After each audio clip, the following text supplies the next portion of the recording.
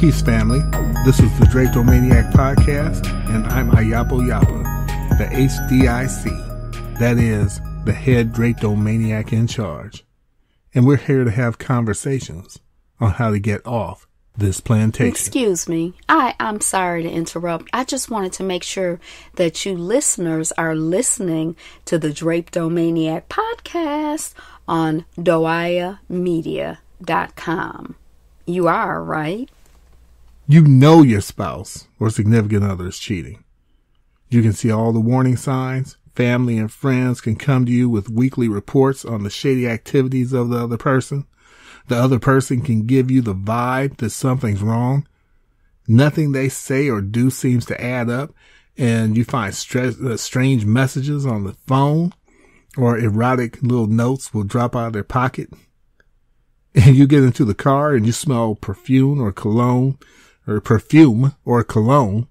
that definitely isn't yours. You find lipstick that's not yours under the car seat, and on and on and on it goes. In other words, you know beyond any doubt you're being cheated on. You know it. But it isn't until you walk in on the cheater as they are in a compromising position with the other party that it hits you all at once, and it hits you like a sledgehammer. Even though you already knew it, there's something about seeing it. There's something about the truth of it, the finality of it. When you see it, no matter how much you know it, there's something about actually seeing it. That is what is happening with our government and our politicians. We knew that they only cater to the wealthy bankers and corporations and big pharma. We knew they didn't give a tinker's damn about workers and regular quote unquote Americans. We knew they gave even less of a damn about black us. We knew the companies we worked for had the ability, in many cases, to allow employees to work from home. We knew it. We knew there was always enough money to put together a reparations package for the Doaya, that's descendants of enslaved Africans in America. There is example after example of thing after thing that we've been told as a course by those in charge or in power that could not be done. But because of the present crisis, they're now being done fast, quick, and in a hurry. In almost all cases, we now see that the deciding factor among those who are in charge is just the ability to control the actions of them beneath them, or those beneath them. Why let a person work from home and become perhaps even more productive and have more of their own time, i.e. the ability to literally just get out of bed and shower and throw on something comfortable and sit down at the computer or phone and get to work? Or eating breakfast at the desk, or dining room table or coffee table, or God forbid, from their bed. Why let a person do that when you can control their actions and what they do?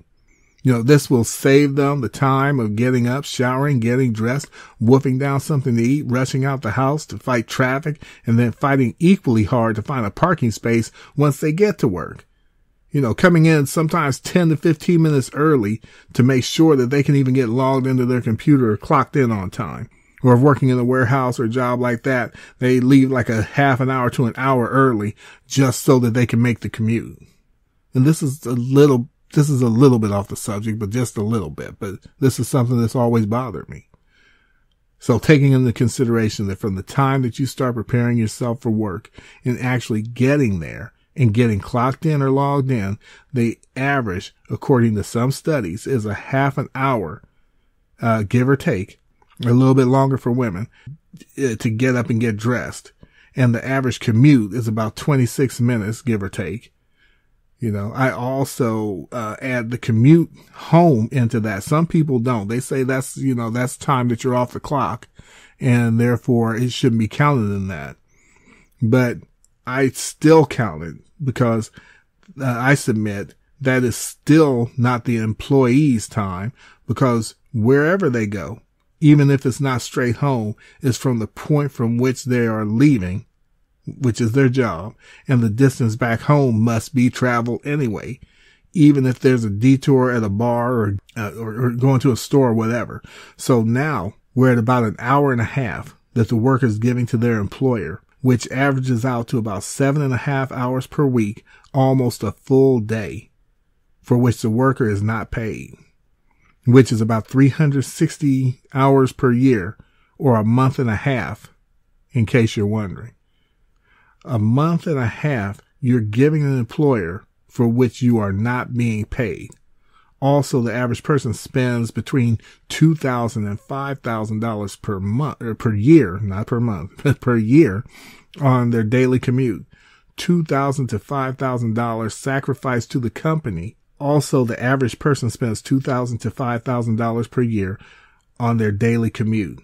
$2,000 to $5,000 sacrificed to the company that in no way compensates you for that time and money. And let's not get into the stress of the commute itself, and rush hour traffic jams coming and going, and the inevitable wrecks that cost some workers their time and other workers their lives.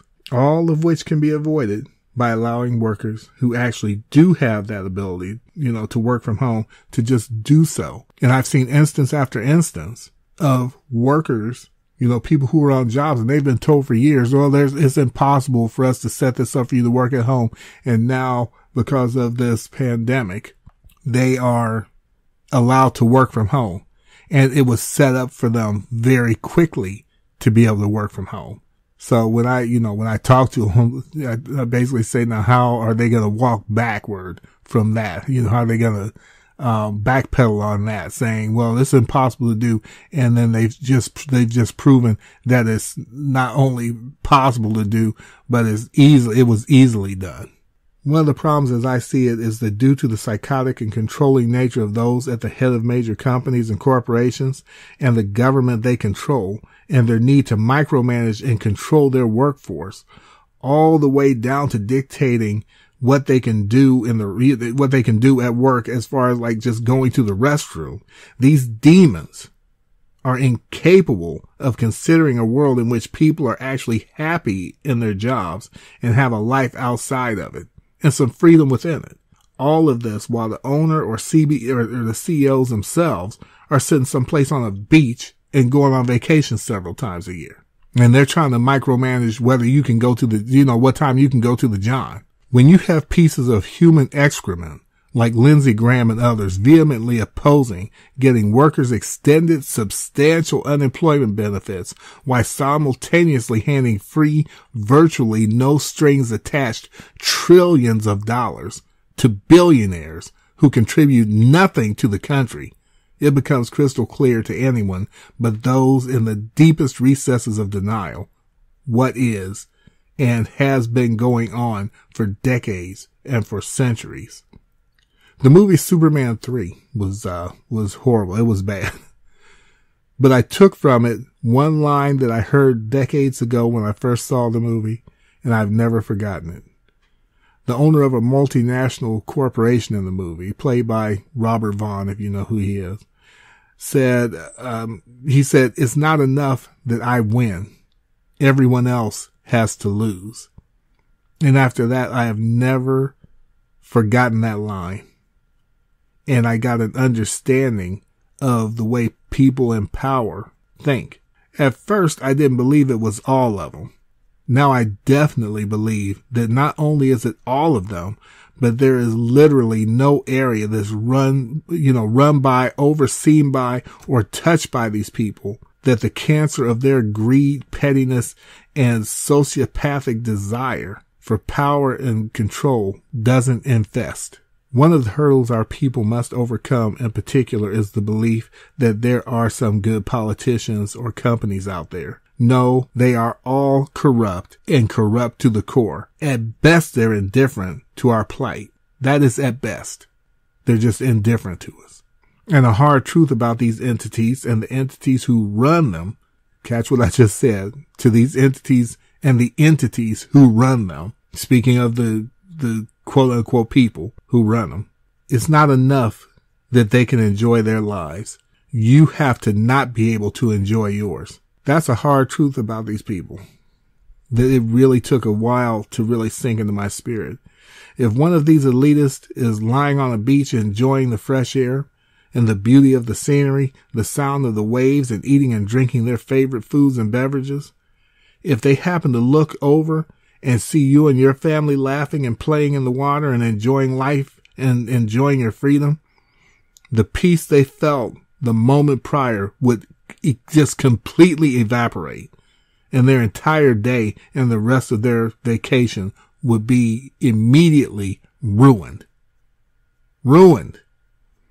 And that's because the happiness of these elitists is not contingent upon their own happiness, but upon your misery.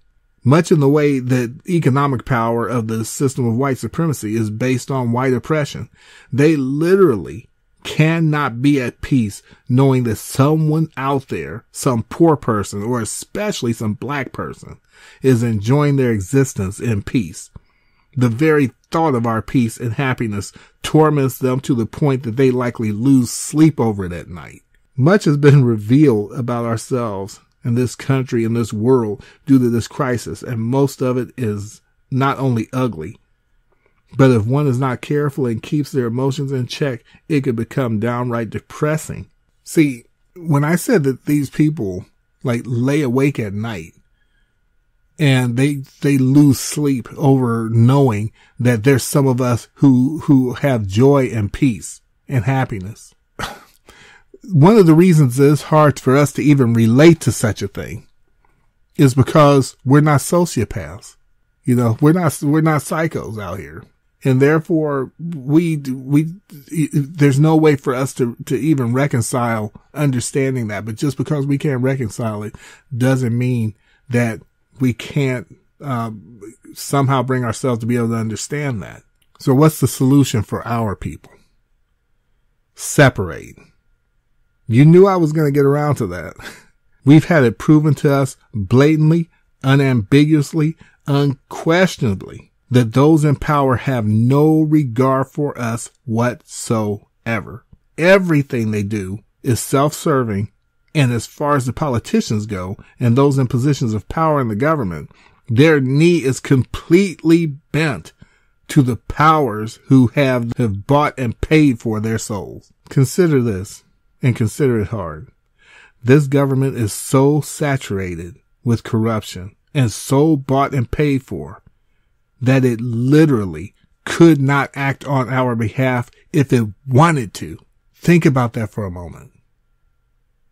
The people who answer to the super rich and these corporations and banks and so on, they could not say they had some kind of a change of heart or whatever. They could not act on our behalf if they wanted to. They are so bought and paid for. And it's all of them. All of them. That's the hardest pill, I think, or one of the hardest pills for us to swallow is really accepting that they are all bought and paid for. Or as the Bible says, it says there is none righteous. No, not one. Not one. This system has no power of its own. And those who hold any faith in it at all are living in what I feel is deep delusion and denial. Don't let a minuscule check from the government fool you. The stimulus is $2 trillion. But I've been watching various number crunchers and experts and insiders who are referring to some of the creative math that's done within the bill and by the government that will actually net banks, big businesses, and corporations around $4 trillion or more after all is said and done. The average American will get a $1,200 means-tested check from the government. Start from the average American. The average American will get a $1,200 means-tested check that the government wouldn't even push for $2,000 for. And even on the floor, some of them fought the $1,200. This, as well as $500 measly per child, will come to about $2.5 billion. Now, I just saw that the bill was signed and they were saying it was, $3 billion with a B. But I'm going to go with, the 2.5 billion number because that's what I've already researched. So let me give you some perspective. $2.5 billion in $1 bills stacked would measure roughly 170 miles from the Earth's surface, which would get you a little past, which would get you a little past 100 miles into space from the atmosphere. Okay, would get you a little more than 100 miles into space past the atmosphere if it was $2.5 billion stacked up. $4 trillion stacked would get you 12,000 miles past. I said it like that on purpose. It would get you 12,000 miles past the moon from Earth. It would get you 271,000 miles. So in other words, the 2.5 billion that the American people are getting, that are the ones who actually do all the work, would get you 100 miles outside the Earth's atmosphere. The 4 trillion that the banks and the businesses are going to get and the billionaires would get you to the moon and then 12,000 miles past the moon. Hopefully that gives you some kind of a perspective of the kind of money we're talking about. These people don't care about you. And I'll go as far as to say they actually look down on us with thinly veiled contempt. They see us, especially black us, as commodities, as they always have and they always will. It's time for us to move as far from these people as possible and this system as possible. Nothing good can ever come out of it for us, or to have any degree of hope in it. We should have no degree of hope in it. None. Not any at all. It's time to move as far from these people in this system as possible because nothing good can ever come of it. If you have even one subatomic particle of hope in this system, then you're delusional, desperate, denial driven, and you have a death wish. There's nothing here for us. Give up on this and work towards something different. There's nothing wrong with giving up hope in something that's hopeless. But along with that, you don't just give up hope and then quit. You give up hope and then you move towards something in which your hope is properly placed. That's the key. I asked Angela a question last night.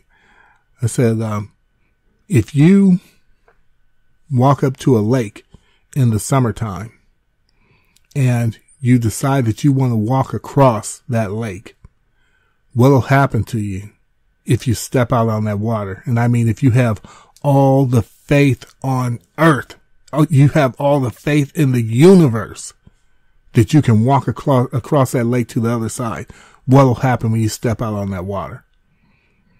And at first she said, well, then you would walk across because you have all that faith. I said, no, you sink all the way to the bottom. All the way. But what would happen if you went back in the wintertime when it's frozen over and there's 3 feet of ice frozen all the way throughout, and you had just enough faith to step out onto it to walk across? What would happen? You would be able to walk across.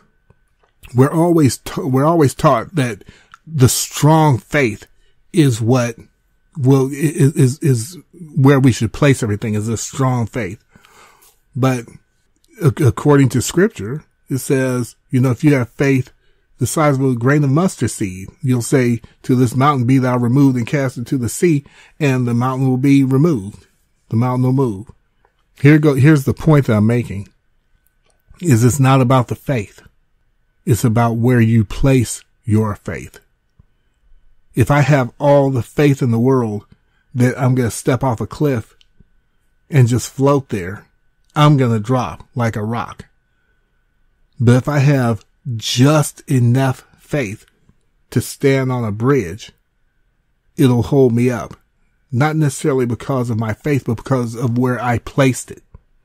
It has to be placed in the right place. Don't have your faith or hope in this government.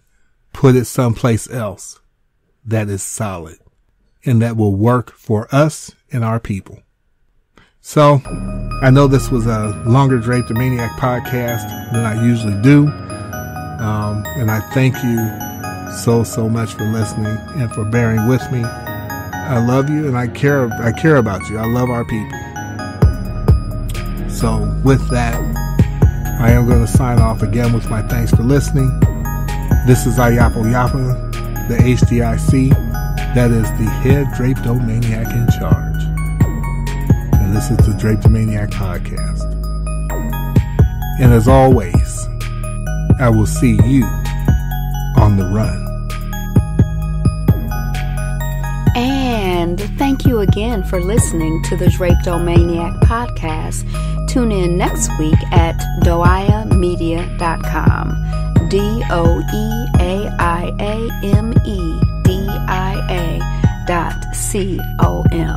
And again, we'll catch you on the run. Peace.